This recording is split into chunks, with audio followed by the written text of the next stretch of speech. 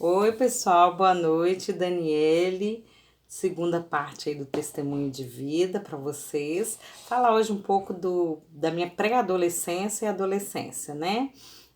No primeiro vídeo, no primeiro testemunho, eu falei um pouco da infância, né? Falei bastante da infância, e nesse eu faço questão de falar da minha adolescência, né? Que foi uma adolescência conturbada porque eu não era feliz, eu não me amava, né? Eu não amava a mim mesma, então eu não estava preparada nem para amar o próximo, né?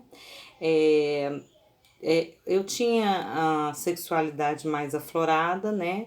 Com 11 anos eu já tinha sexualidade mais aflorada e eu também não fazia muitas coisas assim corretas, né? Eu não seguia os mandamentos de Cristo, a verdade é essa.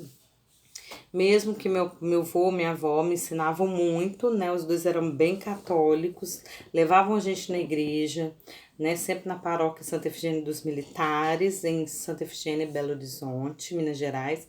E mesmo assim, pela minha rebeldia, talvez por querer aparecer, querer me mostrar mesmo, dizer, oi, tô aqui, eu não seguia os ensinos religiosos à risca, né?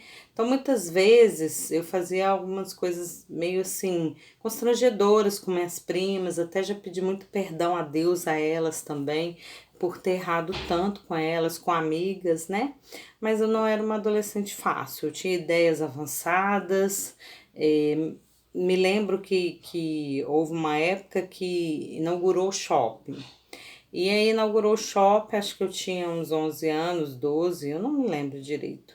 E eu peguei as crianças todas e decidi ir pro shopping de ônibus. Imagina a loucura que era isso, né? Porque não era tão perigoso no passado, mas era perigoso, né? Aquele tanto de criança andando sozinho no shopping recém-inaugurado, né? Nossa, eu me lembro que minha tia Lodia ficou muito brava porque eu levei as filhas dela para o shopping, né?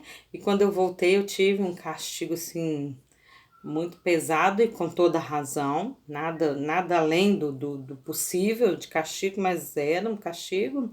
E mesmo assim eu batia bastante frente com ela, né? Já pedi milhões de perdões também para ela e para tia Paulinha também, que me aturaram muito, porque nós moramos juntas vários anos, na casa da minha avó e do meu avô. E eu fiz bastante coisa, assim, brigava com primas, passava por cima, né, do sentimento das pessoas e tudo.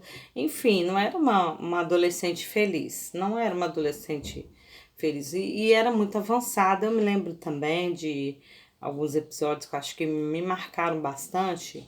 Foi primeiro que eu conheci a minha melhor amiga, que é minha amiga até hoje, que é a Michelle. Ela veio de uma família bem estruturada, de pai e mãe, e isso me inspirava muito, muito. Eu achava muito bonito. Eu nunca tive inveja.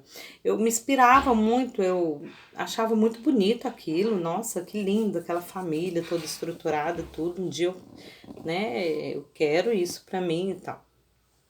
E outros episódios marcantes é que a gente brincava muito de patins, de bola, de vôlei, né?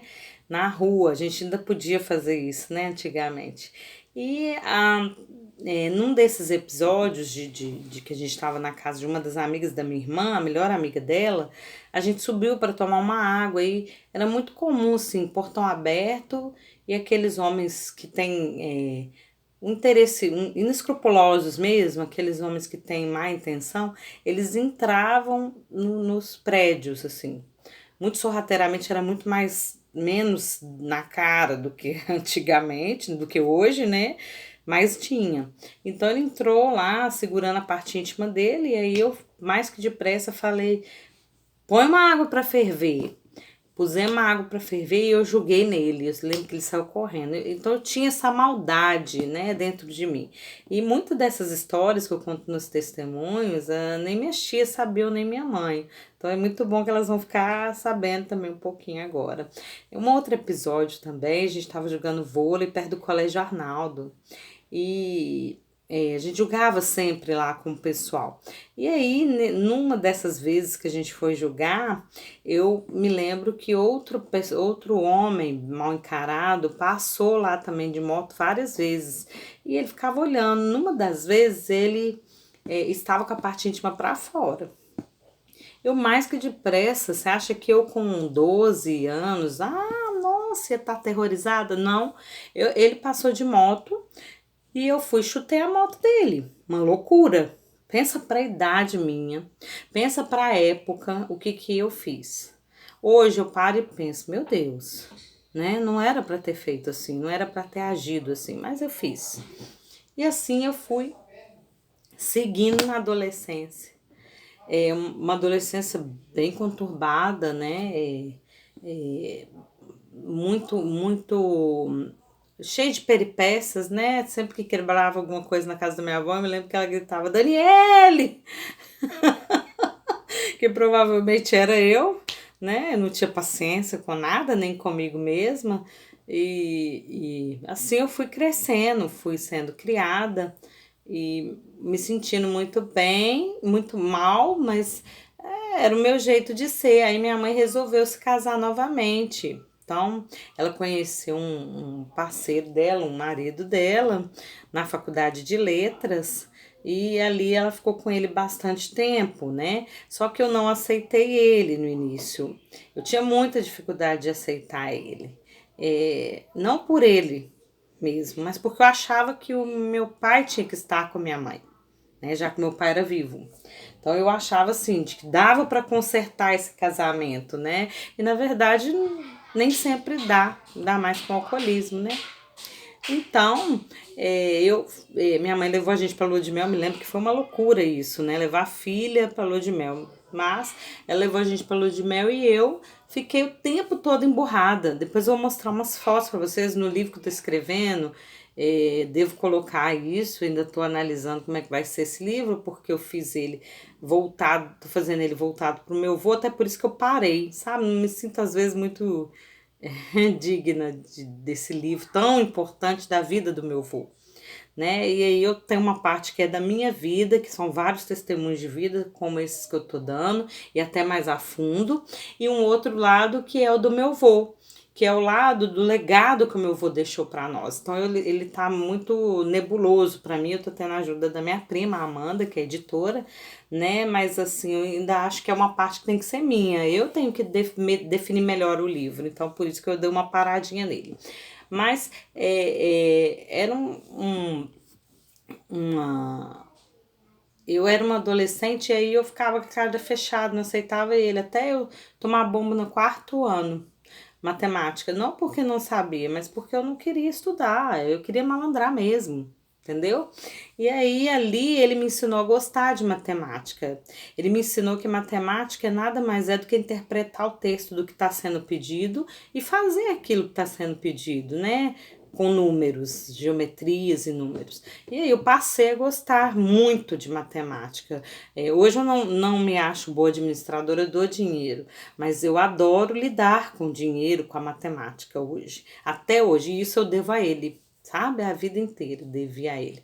E aí a gente, me lembro também de um episódio, a gente foi morar no bairro Floresta, na rua Jaspe, lá era muito bom, uma casa muito boa, muito gostoso, era muito bom.